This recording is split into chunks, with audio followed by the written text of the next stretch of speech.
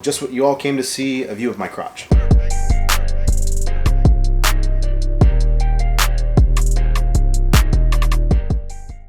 What's up guys, welcome back to the channel.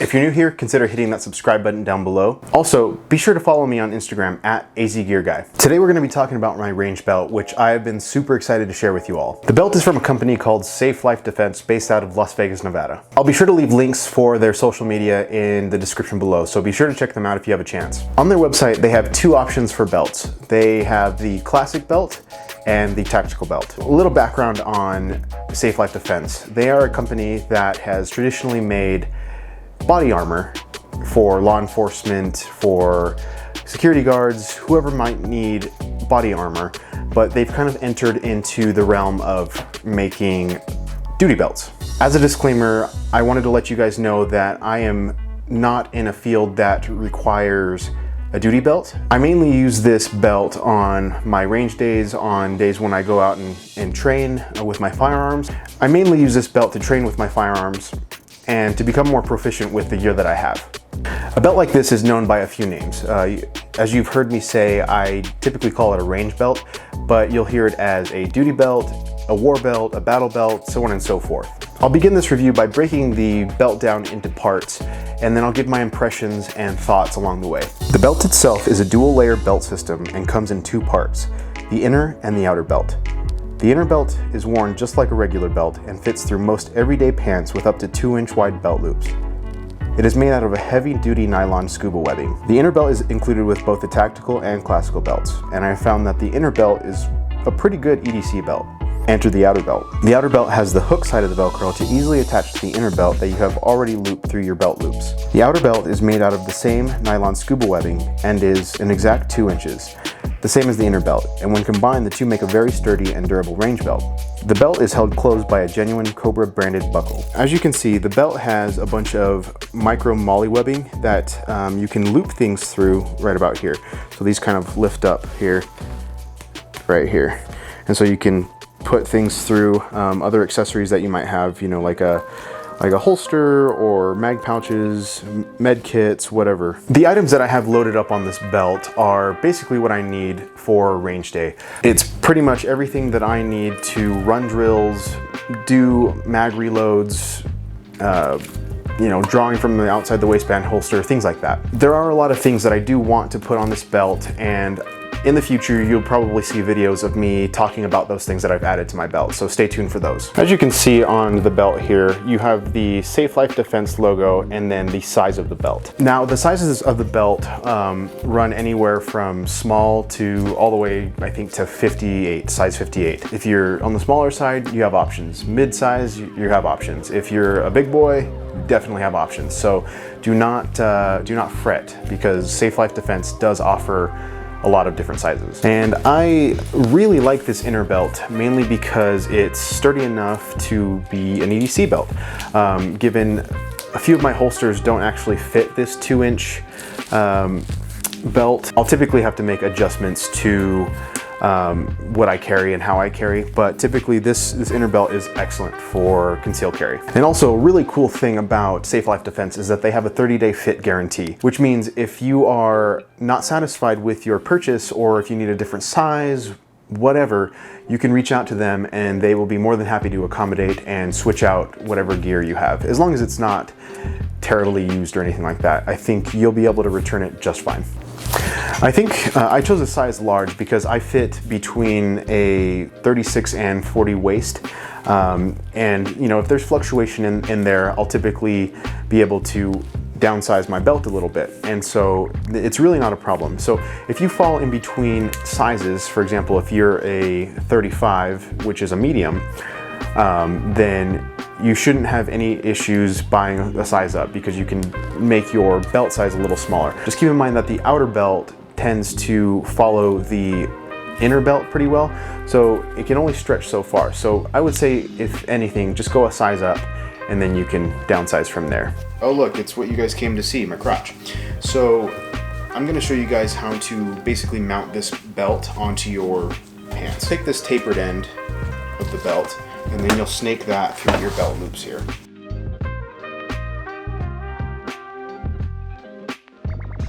have this big piece of hook Velcro right here that you'll place over onto the loop Velcro. So then you have all of that on.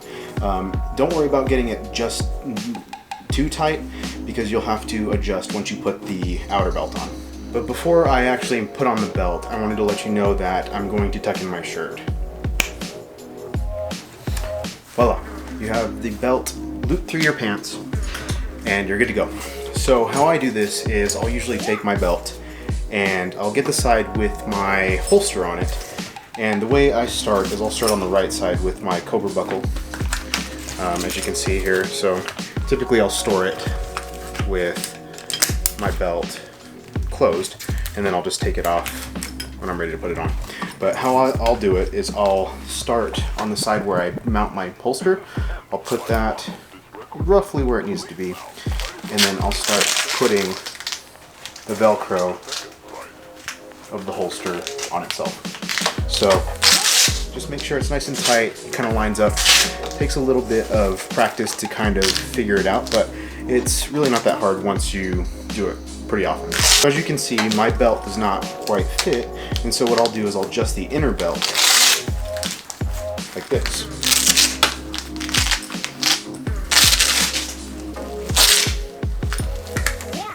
And then voila, I have my range belt.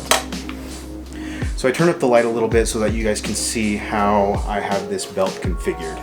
If you guys have trouble getting this on, or if it's slightly off center from itself, Safelife boasts that it'll stay on even if it's off center. So just keep that in mind. If you're a little off center here on the back, which I am right now, it will stay on. This Velcro is super awesome. So on the right side here, I have my QLS fork and receiver. Most of my holsters, outside the waistband holsters, will have this fork system, and I find it really useful because I can find that I can trade out a lot of holsters for a lot of different guns, and so I highly recommend this system, and maybe I'll make a dedicated video on this setup, but as of right now, this is what I'm rocking. And you'll see also that attached to this, underneath it, I have a leg strap, which I use to put around my leg, and it gives me a little bit more retention, and it allows me, when I have this leg strap, when I have the gun and holster attached to it, I can pull up and it's not gonna yank my belt up or anything like that. It's gonna be pretty snug on my leg. So to start off, I have my Glock 17 with my Trijicon RMR, my Surefire X300, threaded barrel, all of that on this gun. This is typically what I take to the range and I train with. It's got a Zeb trigger. I'll do a dedicated video on this gun in the future, but for right now, this is just a brief overview of which gun I typically like taking to the range. And as I mentioned about the QLS system here, I've actually talked about this QLS system in my Vertex video, and I'll leave that up here in the corner, as well as a couple of other videos, and I'll leave those throughout the video as well. So a couple of the holsters that I actually take to the range is this Safariland 6460 RDS. It's the one with the red dot sight, and I've slightly modified it so that when I put my gun in, my Glock 17, I have space for a compensator as well. I kind of had to remove the guts a bit, and I'll do another dedicated video on this holster another time, but this is another one that I put on my belt.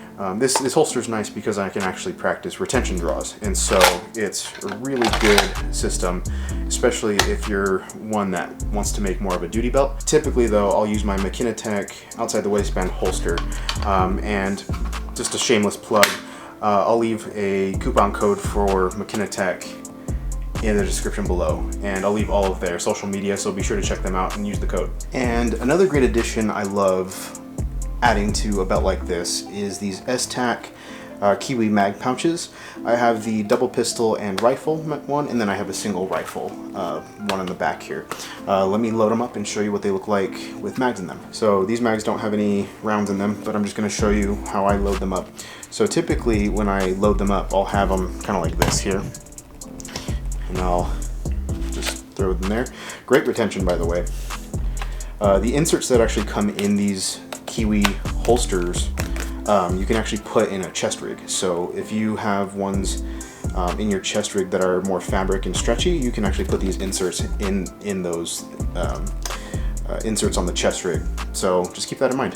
They sell them on their website. And here are my 2 rifle mags. So I'll typically load them like this. I usually load them how I draw. So just keep that in mind if you ever load something like this up, that you are loading them how you draw. So I'll typically draw and put it right up into the gun there. Same with the pistol mags. So I'll have my pistol here, and when I draw, I'll drop my mag, load, and then just right into the gun, just like that. So typically, STAC provides these little Kiwi straps, and I'm not really the biggest fan of them, mainly because they kind of move around a lot. And so that's why I actually purchased some of these on Amazon. You know, I purchased an 8-pack for like 12 bucks. And these actually make it so that my mag holders do not move. Because what I noticed before, when I would take a mag out, it would move this up and down, and I didn't like that. It made for very inconsistent draws because I would have a different position for the mag holder every single time. So just be sure to invest in those. They're a little difficult to kind of get in. So as you can see, I kind of have them looped through on the back there. So just be sure to kind of lay out how you're gonna do it before you actually mount these on. Another item that I actually have on the back here is a dump pouch. And it's basically just a large bag that you can use to put stuff in, you know, like extra magazines, rounds, whatever you'd like. But typically I don't use that too often. It's just if I have maybe some camera batteries that I'm using out on the range, then I'll be able to throw some stuff up in that there. But I'm not gonna go too in depth with that, just because it's something I don't really use that often. It's just an optional thing. Though not super necessary, I actually have a packed shot timer that you can find on Amazon for roughly 100 bucks. I usually put that right here. I've seen some people maybe put them on their leg straps here.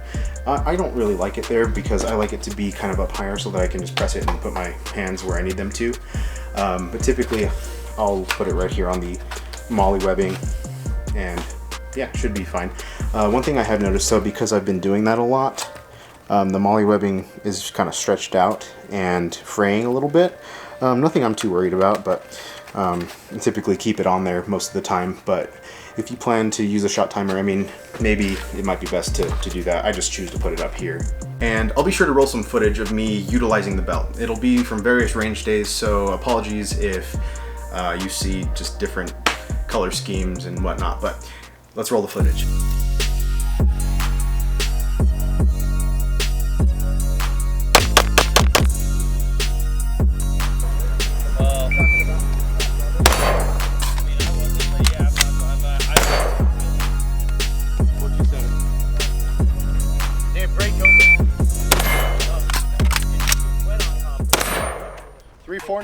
Honestly, the belt is super durable. I love wearing this thing. It's good, especially if I'm running outside the waistband type drills and, you know, doing some reloads with a rifle, and, you know, I'm able to load those into my mag well.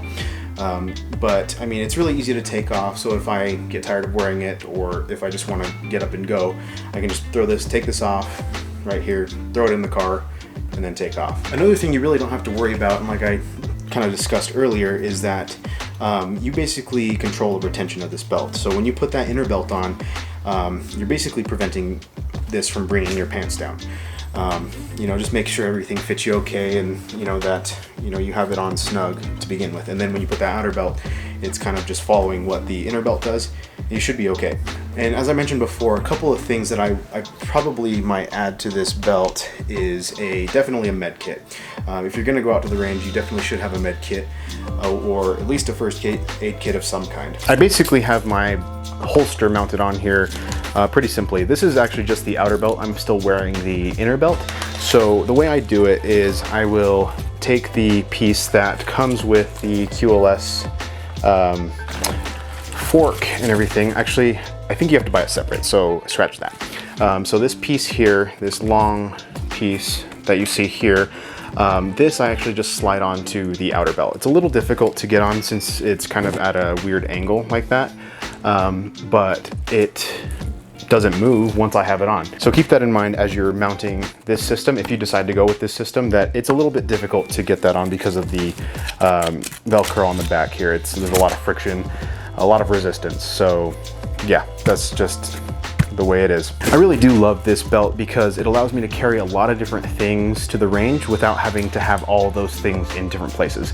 You know, I can just bring my ammo cans, put some mags in there, and then have all the mags that I'm going to be running with that day on my belt.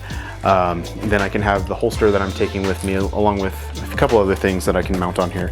Then, you know, my dump pouch that I kind of briefly went over, you know, I can, you know, store stuff in there as I'm out on the range. So you can really do a lot with this belt. Like I said, med pouches, admin pouches, whatever you like. And then if you're able to swing it, you know, a chest rig will be a big thing.